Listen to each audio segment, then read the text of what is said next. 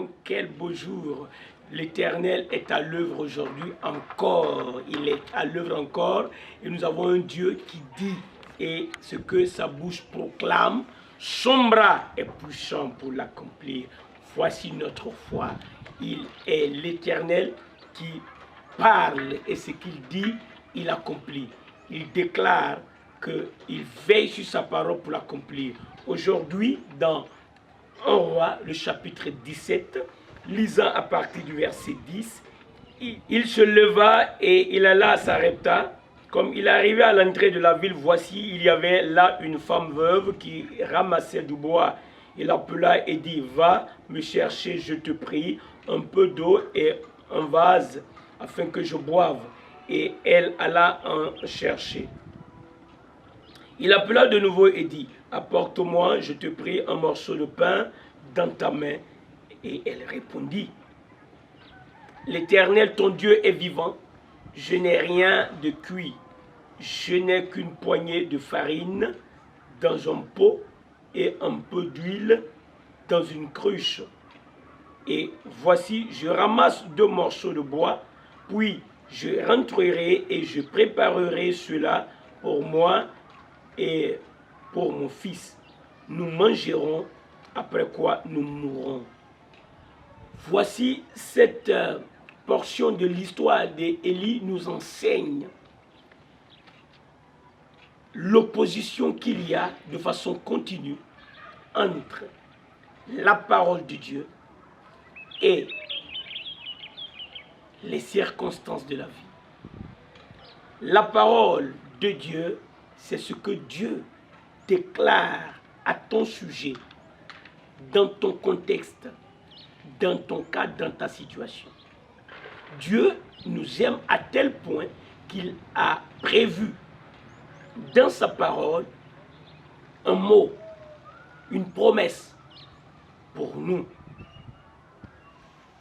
Dans la vie de tous les jours, souviens-toi, le Seigneur Jésus, dans la parabole du sémeur, a fait allusion dans l'explication aux soucis de la vie, au plaisir de ce monde. Ces choses étouffent la parole. Alors, fais attention à ceci. Cela est un grand enseignement qui me fait du bien.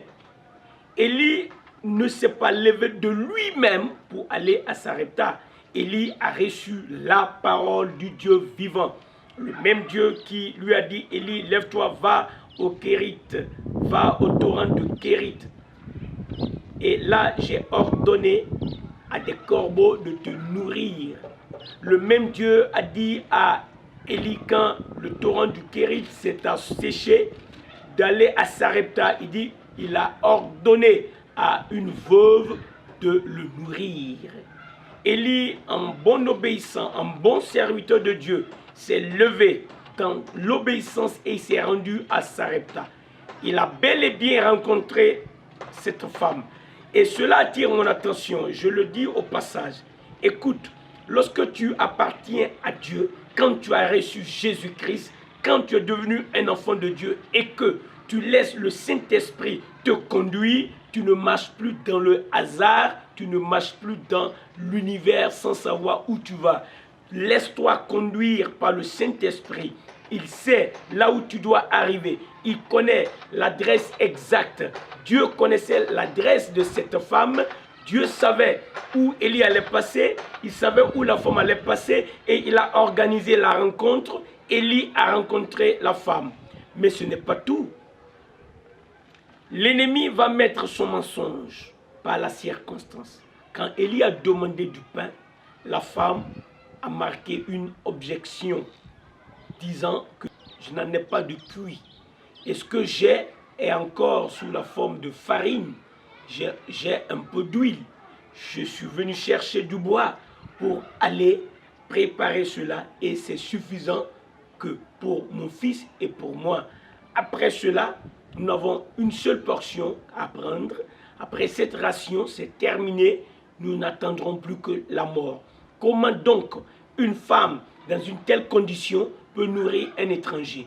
Voilà donc une circonstance qui est opposée, qui est contraire à ce que Dieu a dit. Mais la parole de Dieu a dit à Élie, une veuve va te nourrir. La veuve vient pour dire, je suis veuve, je n'ai rien. Qu'est-ce que Élie doit faire? Élie ne s'est pas plongé dans les murmures. Il n'a pas dit, Dieu, vraiment tu t'es trompé. Non, Élie savait qu'il adorait un Dieu qui parle et ce qu'il dit s'accomplit. Au fait, la parole de Dieu est créatrice. En la proclamant, Dieu est créé. Dieu est créé par sa parole. Il a créé toutes choses par la puissance de sa parole. Dieu est à l'œuvre à travers sa parole. Il a dit à Élie, va, une veuve va te nourrir. Élie a vu la veuve, Élie doit rester là. Mais est-ce que c'est ce que Élie va faire? Est-ce que tu as saisi ce message? Élie, qu'est-ce qu'il va faire? Va-t-il abandonner la femme parce qu'elle n'a rien et aller chercher une autre veuve nantie? Ou va-t-il croire à la parole de Dieu pour persévérer et voir ce que Dieu va faire? C'est très important pour nous de savoir que quand nous avons reçu Christ, l'Éternel devient notre pourvoyeur. Il peut utiliser n'importe qui et n'importe quoi. Il est très important de savoir que nous ne devons pas laisser les plaisirs de ce monde, les soucis de la vie, étouffer la parole de Dieu. Élie n'a pas laissé cette opposition, cette circonstance étouffer la parole. Ne laissons pas les circonstances de notre vie quotidienne étouffer la parole de Dieu. Pourquoi? Parce que la parole de Dieu ne passera jamais, alors que la circonstance, les plaisirs, les soucis de la vie vont passer. Ils vont passer. Alors je choisis le camp de ce qui ne passe pas. La parole de Dieu ne passera jamais. Alors je crois que c'est ce qu'il y a fait, mais nous verrons par la suite qu'est-ce qui sera fait exactement. Comment cette poignée de farine qu'elle a, comment va-t-elle faire? Est-ce qu'elle va préparer ça pour donner à Élie et abandonner son enfant dans la faim? Je sais que beaucoup connaissent la suite de l'histoire, mais nous en reparlerons demain par la grâce de Dieu. Aujourd'hui, il est bon que nous sachions que même quand nous avons choisi de marcher avec Christ, parce que nous ne voulons pas nous vautrer dans le péché, la marche ne sera pas facile. La marche d'Élie, après avoir choisi de marcher avec le Seigneur, n'était pas facile. Il était obligé de se réfugier au torrent du Kérit. Quand ça tarit, il était obligé de se rendre à Sarepta et c'est vers une veuve que Dieu l'envoie. Ce n'est pas facile, mais le Dieu qui l'envoie, il est capable de le soutenir, de le fortifier, de pourvoir ses besoins. Pareil pour toi aujourd'hui. As-tu reçu Jésus-Christ? Tu as fait la bonne part. Tu as choisi ce que tout être humain doit choisir, pas avec sagesse, avec conscience. Jésus-Christ, il est le Seigneur. Avec lui, Dieu te promet, il ne t'abandonnera pas. Écoute ça bien, il ne te délaissera pas. Alors dans quelles circonstances tu te trouves? Là où tu te trouves, sache que Dieu est avec toi. Il est ta force, il est ton appui, il est ton refuge. Il est le secours qui ne manque pas dans la détresse où tu te trouves.